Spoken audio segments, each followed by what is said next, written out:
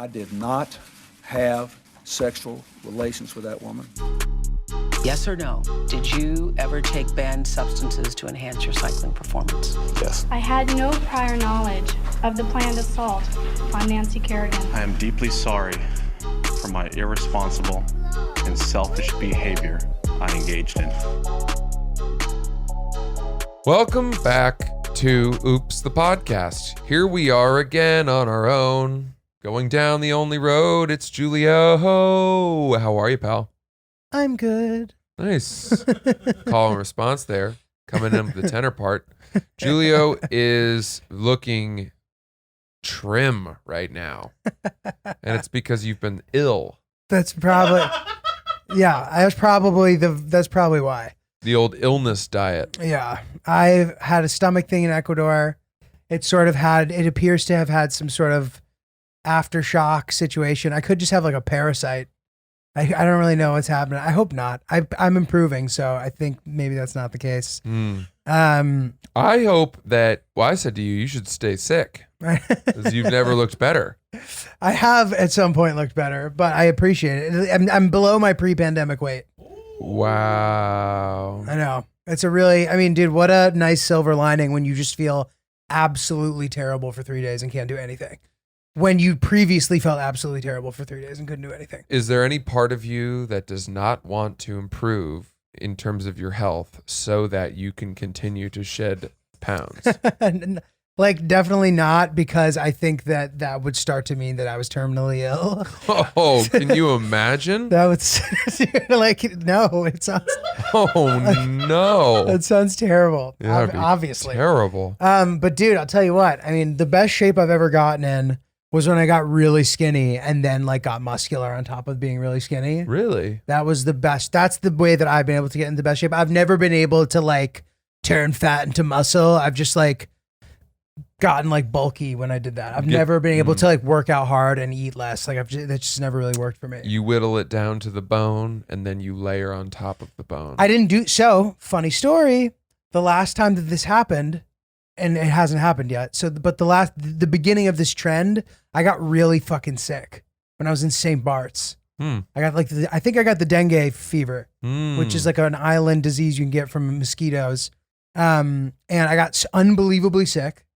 And then I lost a bunch of weight and it felt great. And then it kind of just like started me on this positive thing and I lost a shit ton of weight. Giulio has a habit of falling ill in wonderful destinations. No, dude, it's a bummer. I guess I'm going to have to stick it out a couple more days here in St. Bart's. I ended up having to stay for another 4 or 5 days. Woe is me. I know, but I couldn't. I was bedridden. Bedridden.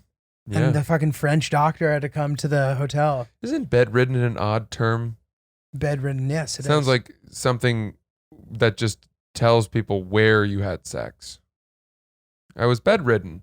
Ridden in bed. But it's the opposite of that.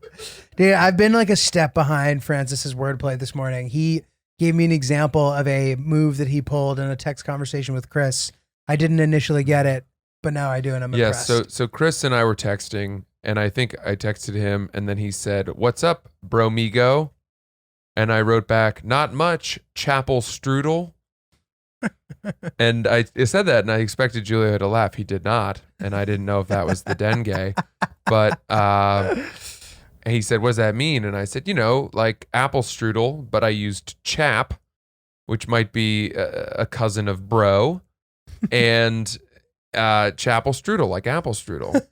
And then they kind of gave me a little acknowledgement. It's all right. I didn't get it either. Dude, it's very, very Francis, very solid.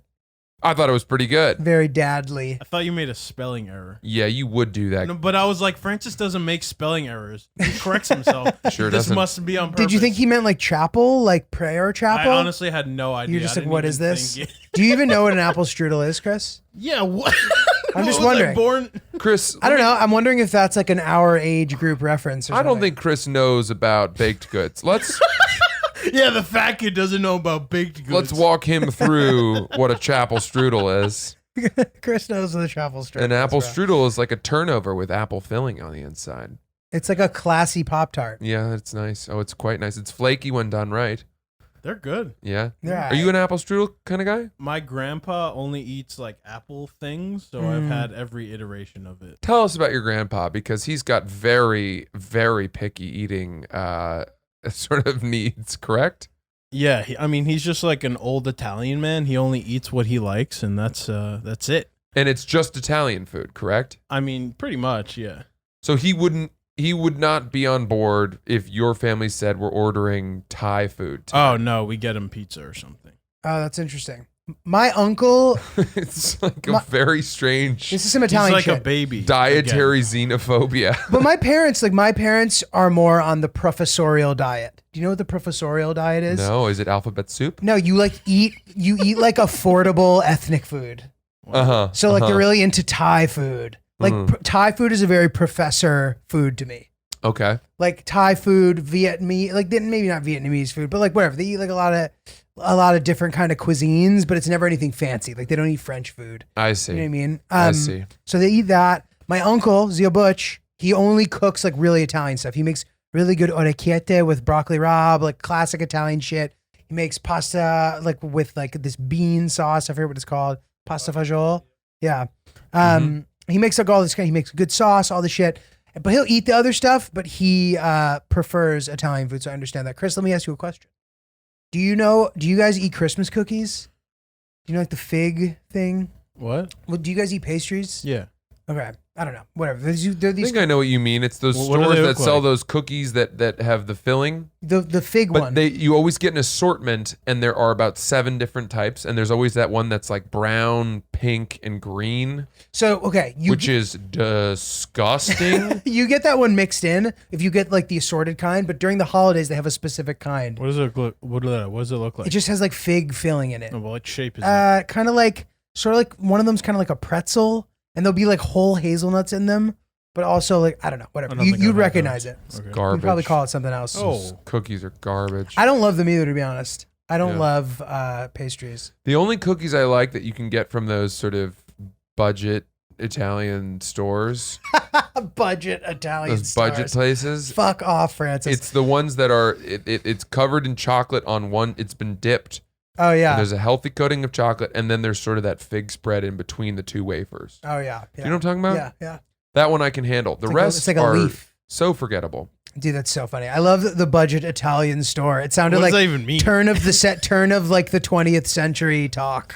It's one Oh, of those budget Italian stores. Yeah, it's one of those sort of bakeries that you'd find in Little Italy where the whole storefront is glass and they Yeah. have the display, but everyone who works in there is just a front for whatever sort my of mob God. activity Dude, this they're is into. hilarious That's talk. what it is. Stay out of those neighborhoods, son. Yeah. Organized crime is rampant. Well, let's move on from Italy. I'm going to Italy in August. I know. I think we We talked about talked this about briefly. this. Do you have any updates? Not Are really. you excited? I bought my flights using points. Fire. Well We done. are flying coach. I don't even know if I can select seats. What airline?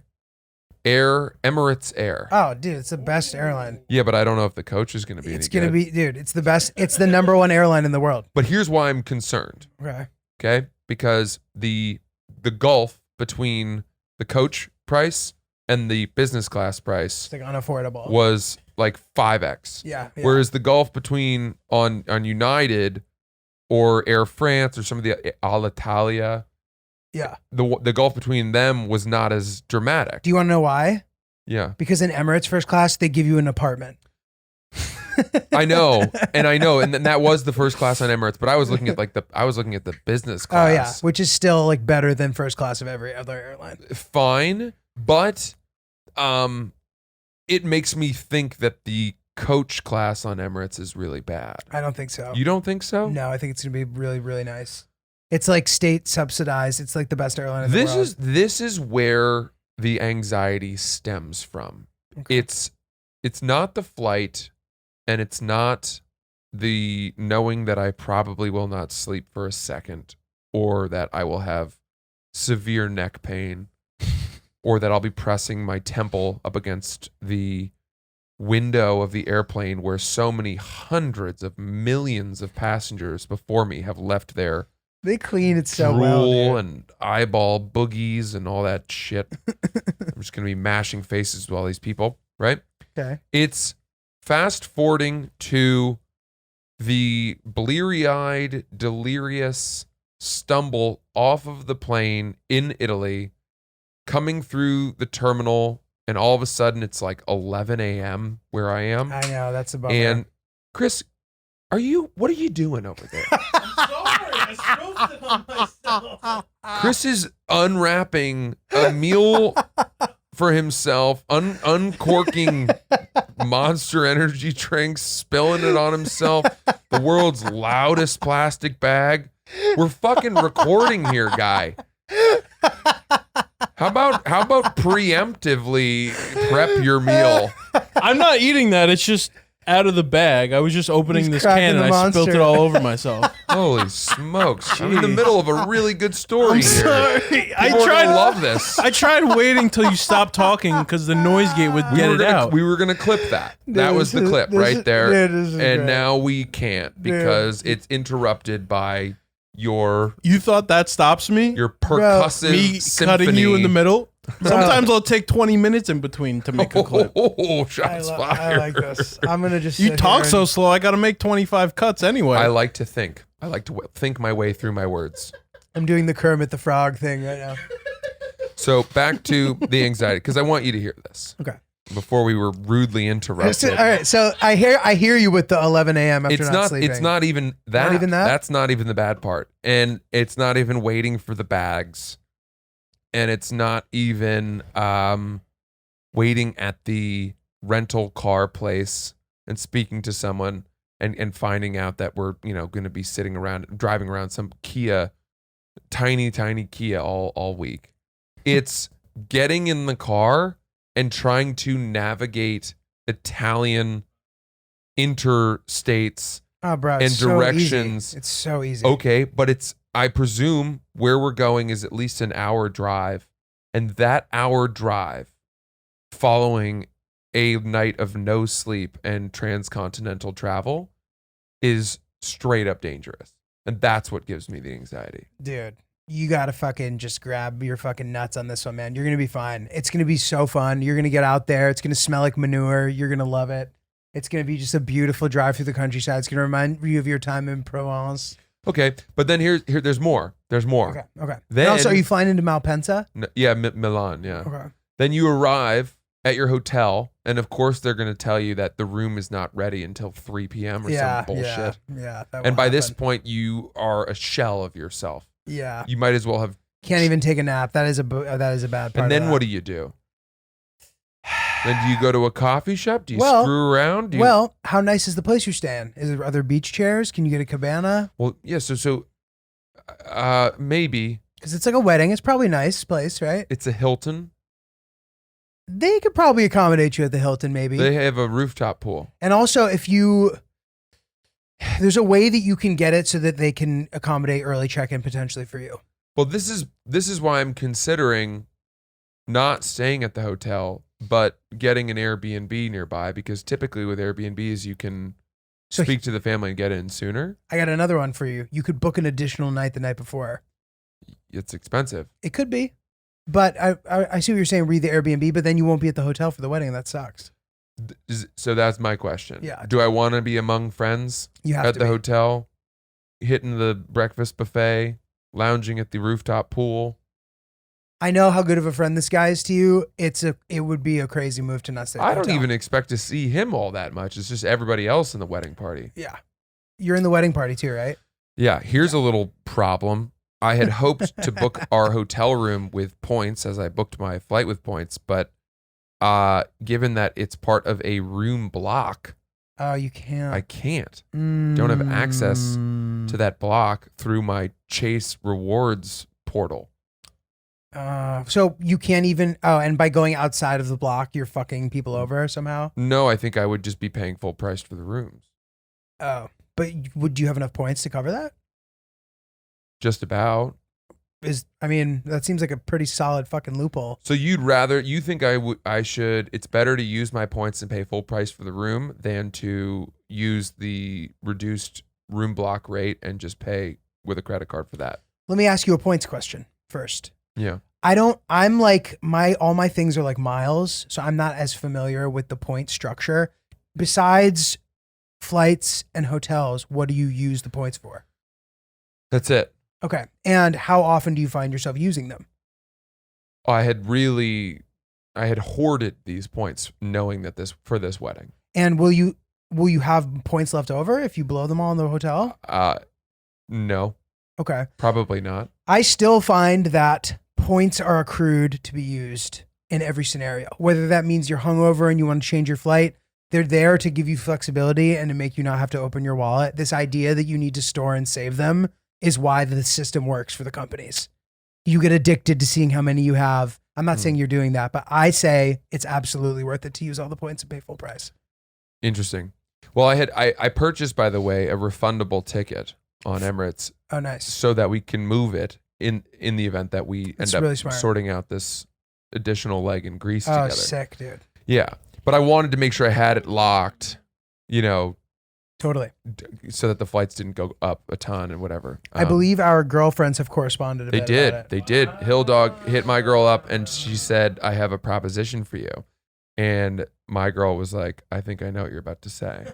And that's kind of fun. That's kind of really a fun fucking thing. fun, man. Dude, I think that you are having travel anxiety because it's been so long. I remember you had your France trip. I believe that's your last European trip, if I recall. Yes. And that's given the circumstances, it sounded like you got through that swimmingly and it wasn't a big deal. Or that Well, exhausting. we flew business class for that. Oh, But we flew on some Portuguese airline. TAP. Yeah, Yeah. and that's cheap because you have Yeah. to fly through Lisbon. It's like JetBlue too. It's like, right, the business class isn't that much nicer. It wasn't that great. Yeah, bro. I think you're gonna be pleased with Emirates. We'll see. Maybe not. Emirates coach to Milan from New York was like $594. It wasn't bad. It's not bad. No. It's not bad. I think that you're gonna have the most incredible time at the wedding. Also, if you end up extending and coming to see us first, you don't even have to fucking worry about any of this stuff. But- because you'll be acclimated. And that's true, but here's the thing. Historically, I have not done well adjusting to jet lag and new time zones. I've historically struggled with it. And I wear it outwardly. Going Yes. is by far, obviously. I wear it outwards and people do not like to be around me. And it takes me you're like multiple grumpy? days. I am absolutely grumpy. I am Yeah. the grumpiest of the grumps. If you want to be a true fucking warrior, you can try to get you a little used to it a few days before. I've never It's had hard to the do. discipline. What, go to bed at 8 p.m. or some shit, wake up at 4? Yeah, I guess like I'm having trouble converting it in my head. That's what you would have to do. Right. 8 p.m. is 2 a.m. over there. Wake up at 4 is 10 a.m. You're getting there. Yeah, you're getting there. Nobody can go to bed at 8 Yeah, a.m. I know. It's crazy. That's nuts. Yeah. It's it's an underratedly difficult adjustment. Sucks my dick. But You know what dude, doesn't suck dick? What? Magic spoon. Dude, I'll tell you what does suck dick though, and this relates to this. Hill Dog, bless her fucking beautiful heart, she has combined the magic spoon with another cereal. And it's like a cereal that's like less flavorful. So now it's like a combination and the two cereals should be enjoyed on their own. I agree. I feel like that's crossing the streams. And she doesn't understand why. She thinks I'm nitpicking. Let me ask you this. Does the other cereal that she's combining it with have only 0 grams of sugar, 14 grams of protein, and very few net carbs? Tell you what, Francis, it doesn't. Well, so then she's totally undoing the incredible nutritional goodness of Magic Spoon, and for that, I think she should be clapped in irons. We should find a ship and clap her in irons. Send Hill Dog down to the square. Put her head in one of those boards and then the arms up like she's a scarecrow. Shame. We invite you here today, treason. Dude, that's fucking funny. But yeah, so she's acting like I'm being annoying, but I think that her just like making casseroles out of every kind of food is unacceptable. No good. What are you a 9-year-old at the soda fountain? a little of this and a little of that, and look at it's magenta now. Oh, dude. Anyway, it's the frosted flavor, which has become one of my favorites in the variety pack of Magic Spoon. As you know, there's the cocoa, the peanut butter, the fruit flavor, as well as the frosted. I really love the frosted. It's a great fucking treat. Reminds you of your childhood, and it's not unhealthy. That's so it. We love Magic Spoon. We love the Magic Spoon. If you go to magicspoon.com right now and you use promo code OOPS, you will get $5 off the variety pack, which you're going to go through like it is fresh raspberries at the height of summer. You're gonna have fun. Yeah, trust me. Get this cereal. I've already got people telling me they've bought it. They love it. You're not gonna regret it. We love Magic Spoon. Get some today. Love it.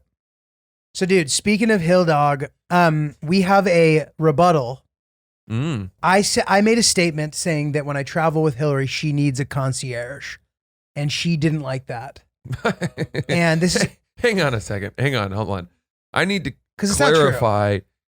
Are you saying that she consults the person at the hotel for advice on what to do? No. What I meant by that when I said that was that she needs to have, and this is my opinion, maybe this isn't correct, but I think she might agree. There needs to be some sort of like responsive and alert hotel staff who understands that she's having an allergic reaction. She needs to go to the hospital now. Well, that's reasonable. Absolutely. Yeah. But the way that concierge comes off, the front desk could easily handle that as well. This idea that the concierge just sounds like she's like Needy.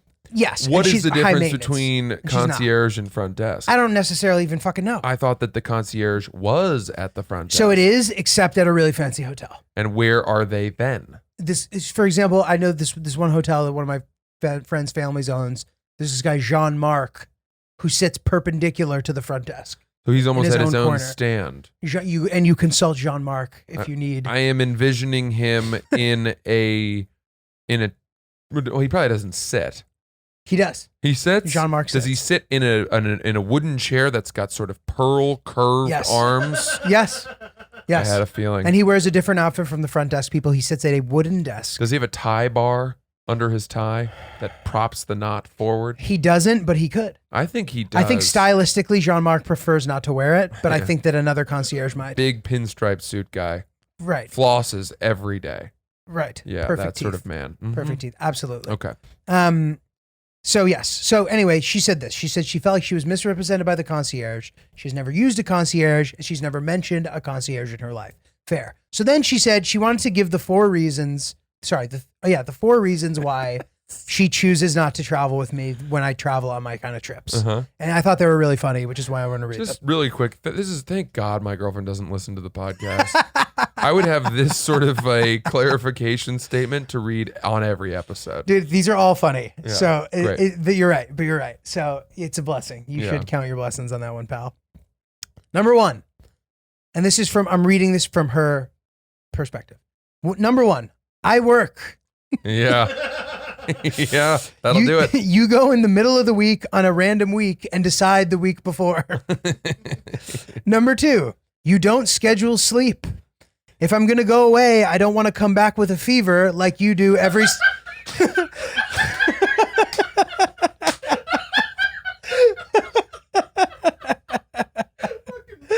If I'm going to go away, I don't want to come back with a fever like you do every single time. Every time. Because again, I have to work during the week, and also that sucks. Number 3, up until you missed me so much on your Ecuador trip, all the places you wanted to go were places you would have less flexibility to visit when you have children. Your words, including the likes of Syria, Iraq, Yemen, and Libya. With the time off I do take, I'm not going there. Yeah. I can see having a toddler in your papoose a little bit cumbersome in Syria. She's absolutely right about that. She's absolutely right. Oh, yeah. Not easy to dodge the bomb holes when you're carrying a little one in a stroller. Holy shit.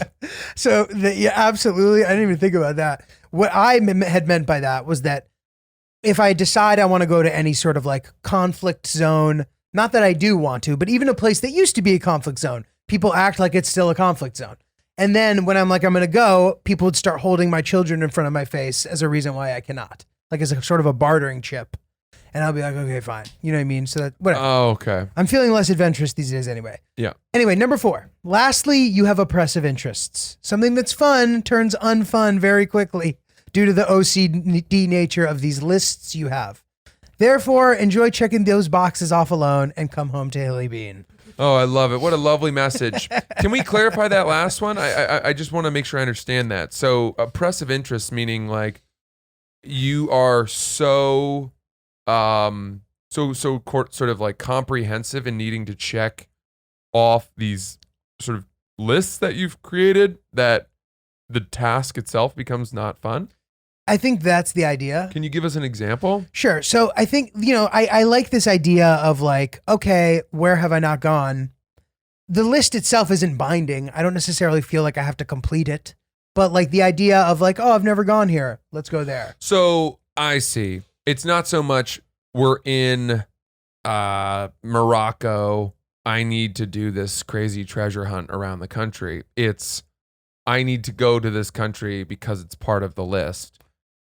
And it's more about Usually. having stepped, put boots on the ground and plant your flag as opposed to.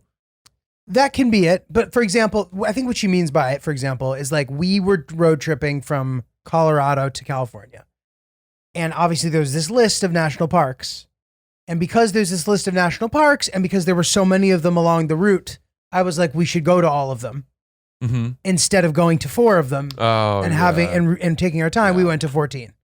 That's a better example. Listen. The boots on the ground thing definitely applies, but I don't like the idea of just going to Morocco, putting my toes in the sand and going back on the plane. I'd like to spend time there. Listen, dude, I think this is a great point about travel in general. And that is, I am now at the age 32 where if I am doing one of these trips to Europe or something, the common refrain you'll hear is it's so easy to travel around once you're there.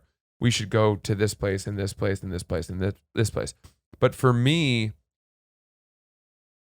the last time I went to France, we only went to 2 places and we were there for like 8 or 9 days. Yeah.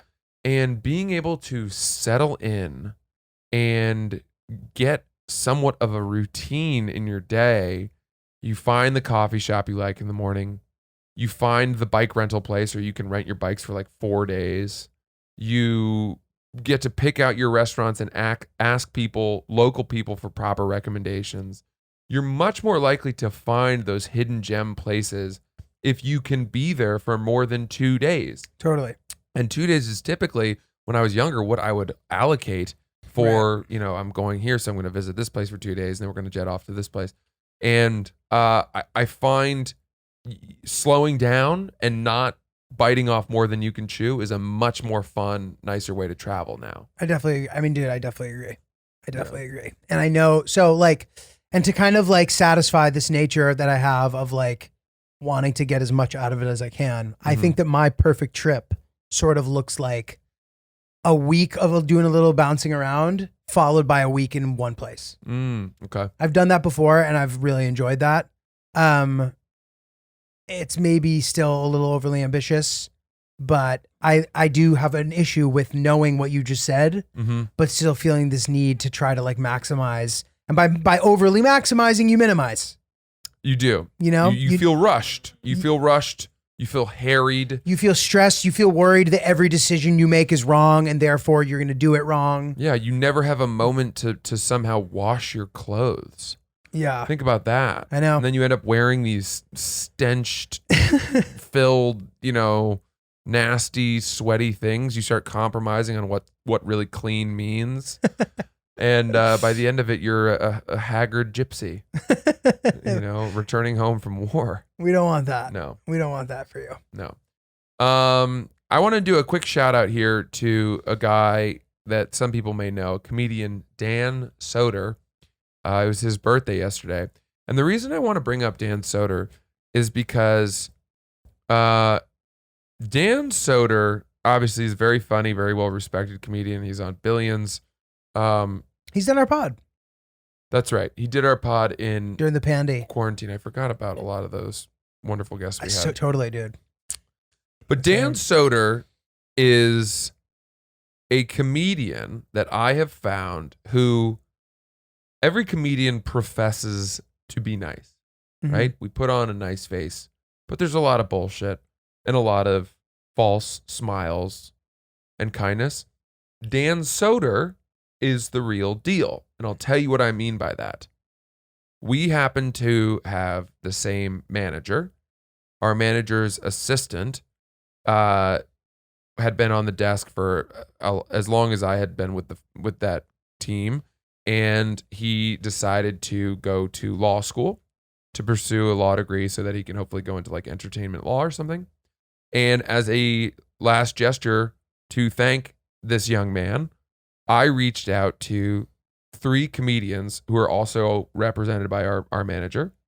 And I said, hey guys, this guy's going away to law school. I think it'd be nice if we got him a gift to thank him for all the angry phone calls that we've had to, the hours that he spent on the phone with us, all the itineraries he's drawn up when we go on the road. Basically the fact that he has to take the sting off of our anger before we finally get patched through to the main guy. And 2 of the comedians, one of them was like, I'm actually leaving AGI, so I'm not doing it. And then the other one didn't even respond. And I'm not going to out those 2 guys. And so I just figured like, oh man, maybe I got this wrong. Maybe this isn't something that's done. Dan Soder then reached out to me like separate from that group chat a couple days later. And he was like, yo, fuck those guys. Let's absolutely do it. We'll just split the gift. And we bought this guy like a $500 watch. That's really nice. And I know it meant a lot to that young man, and he wears it. And that was the first thing that like Dan made the effort and was really nice and like Venmo'd me the money for it. And then the other thing was I was at the stand last week, 2 weeks ago, and waiting to go on stage. And believe it or not, I had actually just had a bit of a fight with my girlfriend that was, it was intense and heavy, and it was about our future, and kind of, I was a little shaken from it. And unfortunately, I had to leave my apartment before we could really resolve it. That's terrible. And so I was driving into the city, and of course she called me, and we were both pretty upset. And I somehow had to get the pieces of my brain together to go fucking perform comedy in the midst of this rug pulled from beneath me, life turmoil inducing event. And I showed up, and it was clearly apparent that I was a little dazed from this and wobbly and not, I was probably a bit pale and scared because I obviously love my girlfriend. And Dan Soder was there, and he noticed, and he said, "Are you okay, man?" And I said, like, honestly, I just had this kind of come to Jesus scary conversation with my girlfriend, and I don't really know if everything's okay. And and he like really took the time to sort of walk me through it, hear me out, and be a comforting ear. And I don't normally go to lengths like this to, I guess, compliment a comedian, a specific person. But I just wanted to say that in this industry we're in of so many fake, fraudulent, nonsense people, Dan Soder stands up to the merits of a good person, and I hold him in very high regard. It's very nice, dude. That's very nice. Yeah. I too hold him in very high regard. He's one of those guys who you never hear people say anything bad about him. Yeah.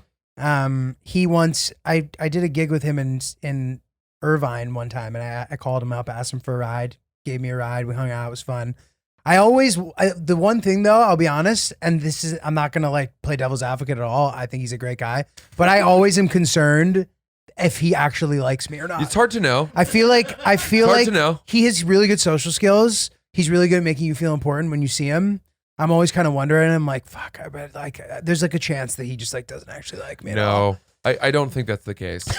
I don't know. I would be surprised if that were the case. Yeah. I think he's just a little harder to read. Yeah. But that's fine. And I can tell you that I had that same feeling. But then those 2 instances have made me think, man, this guy's a good dude. That's really nice, dude. Yeah. I like the story about the watch. I should be better about that with agents and stuff. I mean, I don't have I don't know, the same kind of infrastructure. But This still. particular assistant had, in my mind, gone so far above and beyond the Call of Duty. I mean, I would be driving, from Fairfield, Connecticut to Syracuse, and then to Albany, and then back to the city, and you've got these just endless stretches of highway where you're alone, going to a mall to perform at a Is it Funny Bone?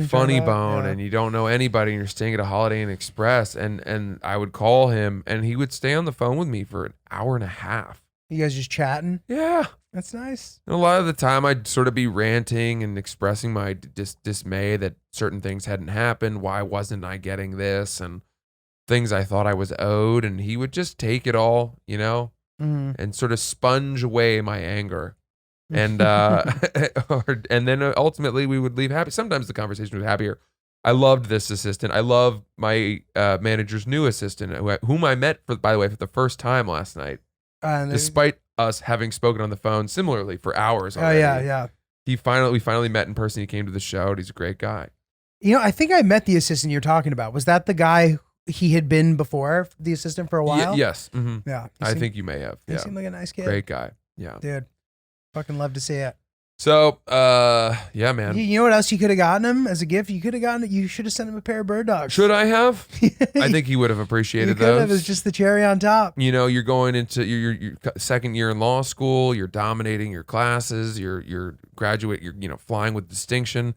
And the only way to really become the top of your class is by getting yourself a nice pair of bird dogs. It's so true, man. The top students wear bird dogs. That's for sure. It's just the best fucking pair of shorts, pants that you can ever wear. It really is. I'm wearing some right now. I've got some camo puppies on here.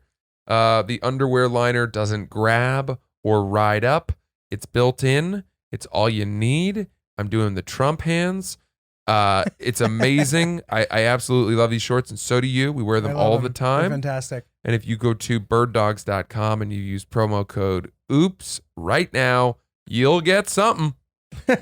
Something's coming to you in addition to your shorts. So go to birddogs.com. While we're on the bird dog subject, real quickly, because we've been talking about travel so much, bird dogs are the best thing you can bring on vacation. That's true. Because they double as shorts and a bathing suit. Mm-hmm. So like you can wear them for multiple things and save a lot of room in your suitcase. So because of the travel theme, that's something I wanted to bring up. Birddogs.com. Yeah, birddog.com, promo code OOPS. I got a funny story that's tangentially related to bird dogs. Love it. So my parents, are retired, but I guess they're somewhat retired. My mom is on a lot of boards, and of nonprofits. And as far as I can tell, the demands of that work is more than any paying job she ever had. Dude, she spends so much time prepping these, meetings, and it's intense, and she's stressed about it. But I think it's very rewarding.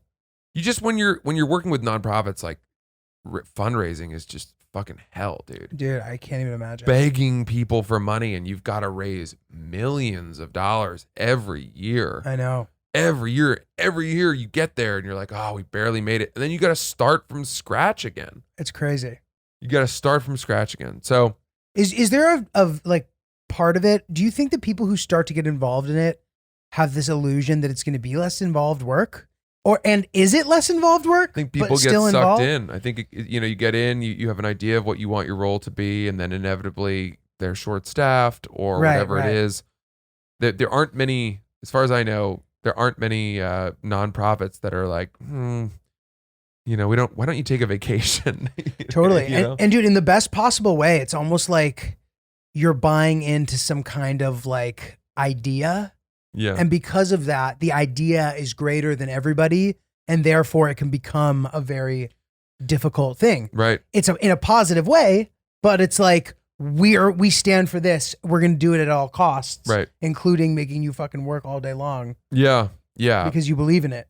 Yeah. And, I know that the one, I don't want to say it because I don't want to draw too many lines to my mom, but the one that she's really involved with is something that she was super passionate about before she became involved with the board. Right. and that would have been in trouble if she hadn't said, if people like her didn't take a vested interest. Right. Because it's one thing, like imagine PBS, right? Public Broadcasting Service. That channel, and they've got like, They get government funding though. they are, but they still need to raise money. Right. It's not just grant based, like and you watch people. There are people out there who watch PBS. I think Sesame Street was on PBS. Dude, right? Frontline's on PBS. Yeah, there's a It's lot the of best great news show that exists. Exactly, a lot of great programs on there that people really enjoy. So it's one thing to watch it and just be like, we all just watch these things, or we read Wikipedia, Mm-hmm. and then Wikipedia puts out its like fundraising, help us. Do you ever donate to that? I haven't, and I kind of feel bad about it. Dude, one of my boys does. I was like, you do that? He's like, yeah, dude. I think was like, people whoa. do, and you've got to somehow connect the dots, being like, it's me. They need me, Yeah. to give $5. Right. You don't have to give something insane. Right. Everybody gave $5. I use Wikipedia constantly. I'm always looking up Jacob DeGrom's like stats from the 2017 season, or like, Right. Always. The first thing I look what's up. LeBron's personal life? What's his wife's name? How many kids does he have? I like skipped the personal life of people. Totally. I'm always using Wikipedia for that stuff. Dude, So absolutely. But it was funny. So this is my boy Phil, who I think you've met briefly. yeah, He's like, bro, of course I donate. He's like, Wiki's the GOAT, man. Come on. yeah. I was like, wow, shit, you're right. Jesus. Kind of makes you feel a little bad about I know. yourself. It made me feel a little bad. Dude, it's funny you talk about the nonprofit stuff. I've noticed that like something similar, and I had never put my finger on it until I just heard you say it. But I know some people too who have like transitioned out of traditional careers. It might not be the exact same thing as what happened with your mom or whatever. But like, and then they get involved in this nonprofit world doing causes they really believe in. And they're like not working anymore, but they are like fully fucking working. Yeah. You know what I mean? Yeah. And and they're passionate about it, and that's great. But like, it's like, oh fuck, you have a job. Yeah. You know? Totally. It's consuming. So, it's a strange thing to say my parents are retired, but I guess they are. The one thing I notice about my parents that to me definitely means they're retired is that they play a lot more golf.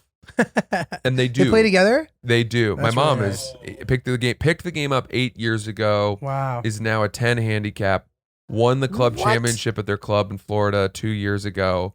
Has broken 80. What? She's the real deal. What? Yeah, dude. She's the real What deal. the fuck? Yeah. Dude, that's crazy. So she's amazing, and they were playing. They've kind of found these networks through golf of friends, and I think there's like some kind of organization that invites you to different clubs if you join it, and it's all like people over 60 or whatever. Mhm. So they were near Boston a couple days ago playing, and they were assigned a caddy, and okay. So when I worked at Barstool, my parents didn't even really know what it was.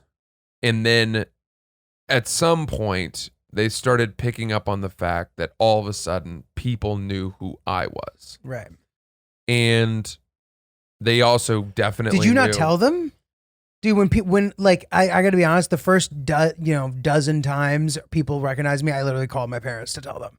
I was like, it's so exciting. It's so fun, dude. Well, it all happened overnight for me. Right. And then it was just something that sort of, but it was not something I was ever like proud of because Why? I always felt like I was being recognized because I worked for a company, not because of something I had accomplished. That is not right. Well, these people would come up, and then they would be like, "What's it like to work with Dave? What's Dave like? What's Big Cat like?" Right. And then you're like, "Oh, I'm simply a conduit to the people they're really bigger fans of." Okay, fine. But I bet you that, over time, if they ran into those people, they would ask you what Francis is like. Maybe, whatever. The point is, as my parents caught murmurs, my dad started really enjoying telling people that I was his son, and then gauging, whether or not they were like fans. Mhm. And it really bothered me because first of all, Barstool is a controversial company. Yeah. And my dad had no sense of whether or not the person he was asking might be like, oh my God, I love Barstool. I read them every day. Your son's Francis, love his work. Or he wouldn't have known whether that it was going to be that or like, wait, your son works for Barstool? Fuck you. Right. And they would probably not let on to the fact that they felt that way. Maybe not. But still, yeah. But there are just certain. All right. So I'll give you an example. Okay. My dad went to guest lecture a class at Colby College. Okay. To Maine, on right? technology. Yeah. Mhm. In Maine. And because he's big into robotics. Really? Yeah, Interesting. because Cool. he had a software company in Maine, and he I think they had a grant or a scholarship at the University of Maine. Was it like, did they do robotic stuff? My dad's company didn't, but that became his passion, Cool, like kind of cool. his side passion, especially in in building computer and coding classes at Maine universities, like the University of Southern Maine, the University of Maine, and then also trying to bring computer engineering classes to high schools in Maine, Cool. which cool. where it didn't exist, Dope. because he certainly had seen the benefit of learning the language of computers, and especially starting kids at a younger age. Right. And it's very basic coding stuff that's happening that they're giving to these high school kids. But you have these underprivileged high schools in Maine, like in Lewiston and some of the poorer towns, and by giving some of these kids access to like even just a starter class Yeah, on it's great. on coding, you could be opening an Just unbelievable makes you door competitive. for Yeah. them. Yeah. Totally. So that's his like great passion, Awesome. sort of spreading the language of computers. And he went to this class at Colby, and Colby is a NESCAC school. It's in the family of Wesleyan and Bowdoin and Amherst. all those schools. And you got to believe Maine, super progressive, probably super liberal, and he goes up there, does this class, and then after the class ended, or as he's ending his speech, he said something like, by the way, do any of you guys follow Barstool? Said this to the class. Oh no. And some people were like, yeah, or whatever. And he's like, my son writes for them, Francis Ellis or whatever. Anyway, and like said that. And look, this enraged me. And it shouldn't have. Our parents are proud of us. Yeah, That's yeah. all it is. Of course. But it enraged me because I know that there were probably at least 10 people in that class who had a visceral hive breakout reaction to him even saying the word Barstool. I know. And he has to know his time and place Yeah. to drop that nugget. Not the audience. Here is, and I found this out, by the way, because someone in the fucking class DM'd me. Oh my God. It's like, yo, your dad came and lectured and then brought up like that you worked for Barstool, asked if anyone knew. And I just, oh my God, it was just so bad. But, fortunately, I'm at an age where I wasn't going to scream at it. Younger years me would have screamed at him, but now I have the, Dad, what are you doing? yeah, don't embarrass me. Now, so the flip side of that is last week they're playing golf in Boston. They have a caddy, Mhm. right? And once again, my mom's telling me this story, right? And she knows that I don't like it when he brings up who I am or where I Mhm. worked and stuff like that. And my mom's telling me this story. So she starts telling me, and she remembers midway through the story that I don't like it when he does this. So she's like, so we had this caddy and, he was a young guy, and I don't really know how we got on the topic, but somehow, comedy came up, maybe Barstool. And anyway, he knew you, I guess. He knew you, and we loved this guy. So we thought it would be fun to get him a pair of bird dogs, because he said that he knew us and he's like, he's seen the ads I've done with them, and he's listened to the pod. So I think they're gonna send him a pair of bird dogs using our promo code Oops. But that's the whole story. And that's to me, dude. talking to a golf caddy who's a young man in Boston, that's the time and place, right. mom and dad, Right. to bring up That's the guy. who I am if you must do it. That's cute, dude. Yeah. Gotta love parents. Yeah, man. Well, we're gonna do the same thing, Oh, for sure. unless our kids are fucking addicts who Oh, brought no. shame Oh to no. the family, and then we're not gonna be like, you don't know the Betty Ford Center in Oh no. in Malibu, do you? Oh, no. My son did his 4th visit there. Oh God. Oh, Knock on wood. Well, dude, listen, love it. Your parents sound really sweet. I love hearing a couple of stories about you getting frustrated since I have fucking thousands of them. yeah. But it's funny. But dude, I want to read an email before I get into that. I have a funny observation about my dad. I mean, I complain about my dad a little bit, like, cheekily, like it's fine. Love my dad. He's great. He's kind of just like stumbles through the world, like making it his own.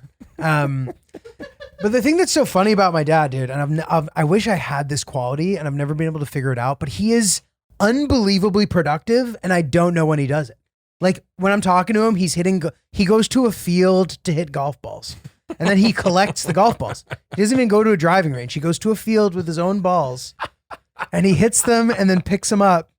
And he'll go golfing. He goes fishing. But bro, the guy he's published like 4 or 5 books. Oh my God. He just wrote another one. I have absolutely no idea when he writes it. Every time I call him, he's golfing.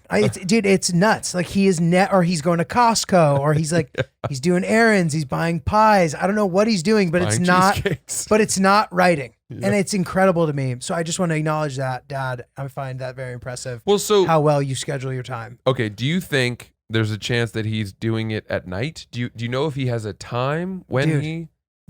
When it happens to him at night, if he's not downstairs sleeping on the couch while my mom starts a movie and says, "You promise you're not going to fall asleep," he goes, "I'm not gonna." Same thing. Gone happens to my immediately. parents. 5 minutes, not even. If he's not doing that, he's upstairs watching YouTube clickbait videos on the couch, waiting for my mom to be ready for bed so they can go to bed together. And dude, I introduced him to the idea of clickbait. I was like, yeah, it's like a thing that makes you click, but then it's nothing good. He goes, yeah, why do they do that? My dad's just looking for Megalodon videos or something.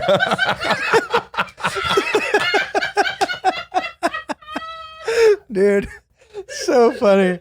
Parents are so behind, bro. Megalodon videos. I wish I could say that I have not watched the opening beach scene of that movie about the mega shark. Oh yeah, I have too. Meg. The Meg, yeah. I've never watched the movie, but I've certainly seen that opening scene. Oh my God. Thanks, YouTube. Needed to be made. Yeah. That's so funny. All right. Shout out to the fam. We got some emails. Here we go. This one is titled "Saying I Love You to Your Girlfriend." Ooh. Hey guys, been listening to the podcast since the beginning of the pandy. Don't miss an episode. Appreciate you, bro. I've been in a serious relationship for my first time ever. I'm 24. For the past 6 months, we've been dating, and we haven't said "I love you" to each other yet, but I can tell she is waiting for me to say it first. I haven't said it yet because, in my opinion, saying "I love you" is a serious milestone, and I want to make sure I feel that way before saying it to her. That being said, I do know people who will tell their girlfriend they love them within the first month of knowing them because it doesn't mean as much to them. Very curious to hear your guys' perspective on saying "I love you" to your girlfriend, or if you have any weird situations around that moment in a relationship. Oh, this is great. Yeah. I have a couple thoughts. As do I. Go for So it. my first thought is people shouldn't be afraid of saying "I love you" too soon. I don't think that that's something people should be afraid of at all.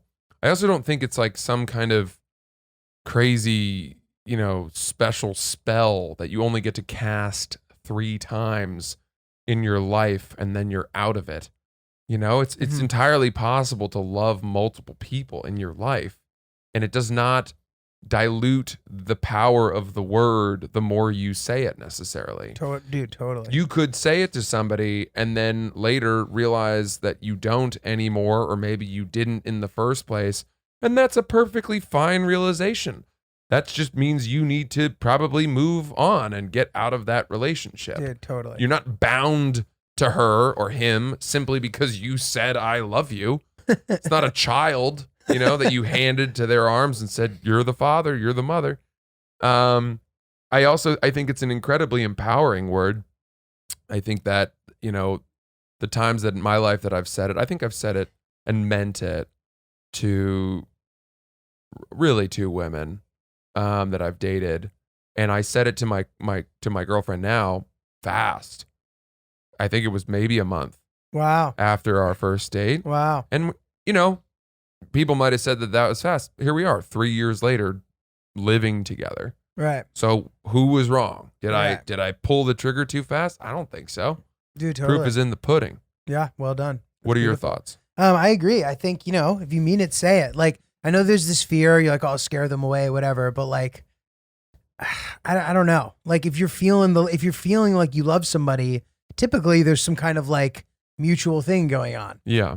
like to a degree, like you're not imagining things. I do have a couple like stories to give some perspective, I guess, for you maybe. But like, for example, current girlfriend, I waited a little longer than you. It might've been because she sort of like kept it slow. She like kept me on her at her pace. But I probably said it 3 months in, and I literally said it. I prefaced it with, I know this is probably too fast for you. I mean it. I'm going to say it. You don't have to say it back. You said that like that Yeah. before you said I love you? No, I don't think so. I think I said it, and then I think I said that after. Okay. Because I think I knew she wasn't ready to say that to me, Sure. and she didn't say it to me. How long after you first opened the can did she open her can? I'm not totally sure. I want to guess a couple months later. Wow. Maybe even a few months Did later. you continue to say it after the first time and all the way up until she finally said it back? As I recall, sparingly, but yes, Uh-huh. I would say it. Were you And nudging it became a her? little joke. No, I wasn't even nudging her. Okay. I was like very adamant about being like, I can come in hot. Just let me come in hot, and I'll let you come in not hot, Mm-hmm. and we'll try to figure it out. Mm-hmm. And that worked for us. I remember in high school, this was really silly. At the end of high school, I was leaving for college, obviously, and I had this girlfriend who I just started dating. And I said, I'm going to say this once. I'm never going to say it again because it's going to be too painful. But I love you. Oh. That was the only time you said that to No, her? then we immediately started saying it to each other. But like classic, stupid young person. Yeah. I mean, look, I don't count any I love yous but from the high school era unless you end up staying with that person. Yeah. Almost. Yeah. What do you know? I still count it, but I understand what you're saying. You develop. It's very easy, I would also say, to confuse lust with love. Yeah, I agree with that. Because too. lust can be a very consuming, powerful feeling, and feeling the deep desire for someone, feeling excitement every time you touch them or you're around them, wanting to make plans to hang out with each other every night. It's easy for that to bear all the features of love. But I think love kind of morphs, because it can start as lust and then it sort of settles into itself. Right. And becomes more of like something someone once said to me was like, I can't envision my life without her. Mm-hmm. And that may have somewhat of a selfish tone to it, but to me, that is a constant, that is a force, a block of love. Right. In a way. Right. But dude, to your emailer's point, he said he thinks that she's been waiting for him to say it. So Right. it certainly doesn't sound as if she won't say it back. And also, it's unclear. I guess I have to read. Did it sound to you like he was ready even? No. Yeah, I haven't said I love you. Yeah, you'll say it when you're ready. Don't say it because you feel like you have to. You don't owe anybody that. That is for you. That has nothing to do with her. Like she's involved, but you are the one who gets to decide that. And you not feeling that way, you didn't do anything wrong. She doesn't get to like decide that you feel that way. Right. You know? Right. And if you're getting there, I mean, this email is from a little while ago, so I'd be curious if he hears this, if he wants to give us an update, if he ever said it or not. It is fine, I think, for a guy to tell a woman, I love you, and for her not to say it back. You can continue to exist in happiness together, as you and Hill Dog did. Mhm. But do you think it can work where a girl leads off, says it first, and the guy wouldn't say it back? So I think it could. However, I have a story of somebody that I know personally where this happened. She said it to him and he dumped her. Ooh. And dude, Talk about a backfire. and TBH, I felt like this girl was a reach for this guy to begin with. Like she is the superior partner in the relationship, in my opinion. So I was surprised that she sort of put herself in that position. And maybe I'm underestimating this guy, but this girl is a lovely person and a hot catch. And I was surprised that she ended up in that kind of situation. But to your point, it seems maybe like a tougher situation to be in for the girl saying, I don't know. I can't imagine a girl saying I love you and me being like, okay, we need to break up. Yeah. Like, I can't imagine getting to that point. But I don't know. That's a Savagery. real brick wall Yeah, that it's they're tough. running into if you don't say it back to So them. I don't know if that's like any sort of proof of anything, but to your point, I agree. Maybe it's a little easier for like the guy who's in pursuit most of the time, I guess, right? Yeah. Traditionally, it's not always like that. It's a little I've certainly traditional, been yeah. I've certainly been pursued, Mhm. but you know, Yeah, but not to I love you status. right. Maybe. So Yeah. I don't know. I don't know. That's great. Food for thought. Yeah, what a fun episode. Thank you all, as always, for listening. We adore your company. We are Oops the Podcast. Send any of your thoughts or stories like that straight to oopsthepodcast@gmail.com. We love offering advice, whether you want us to or not. He is not Julio on Instagram. Check out Packlight and keep an eye out for his upcoming amazing footage and series from his trip to Ecuador. Join my Patreon and the book club. We are July 14th. Coming right up. Yeah, that's Woman in the Window. I mean, you guys are right here. So hope you've read the book, and I'll see you guys there. Patreon.com/Francis Ellis. We love you, and we will see you guys soon.